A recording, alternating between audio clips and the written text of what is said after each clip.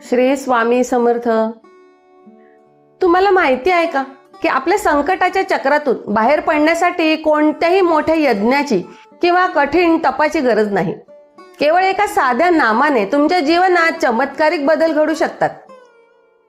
तर मनशांतीचा अनुभव. आजच्या धावपळीच्या जगात सर्वात दुर्मिळ गोष्ट म्हणजे शांती. जेव्हा तुम्ही मनापासून नामस्मरण सुरू करता तेव्हा तुमच्या मेंदूतील विचारांचा कोलाहल थांबतो. शास्त्रोक्त दृष्टिकोनातून पाहिलं तर नामस्मरणामुळे शरीरातील स्ट्रेस हॉर्मोन्स कमी होऊन मनाला कमालीची स्थिरता मिळते. दुसरी, सकारात्मक ऊर्जेचं कवच. नामस्मरण हे केवळ शब्द नसून ती एक विशिष्ट फ्रिक्वेन्सी आहे. सातत्याने नाम घेतल्याने तुमच्या भोवती एक सकारात्मक ऊर्जेचं वलय निर्माण होतं. यामुळे नकारात्मक विचार, भीती आणि नैराश्य तुमच्यापासून दूर राहतं. आणि तिसरी गोष्ट, कठीण प्रसंगात मार्ग सापडणे. आयुष्यात जेव्हा आता काय करावं हा प्रश्न पडतो, असा प्रश्न पडतो, तेव्हा नामस्मरण तुमची बुद्धी स्थिर करतं. शांत मनाला ईश्वरी शक्तीकडून योग्य निर्णयाची प्रेरणा मिळते. अशक्य वाटणाऱ्या गोष्टी शक्य होऊ लागतात. तर हाच खरा चमत्कार आहे नामस्मरणाचा.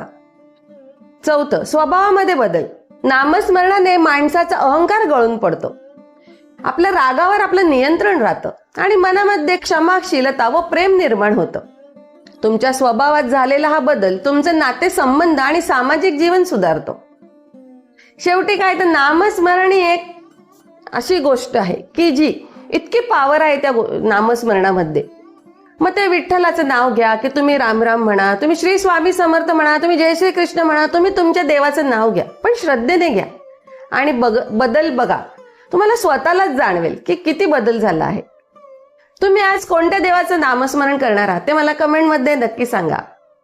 व्हिडिओला लाईक करा आणि चॅनलला सबस्क्राईब नक्की करा. श्री स्वामी समर्थ.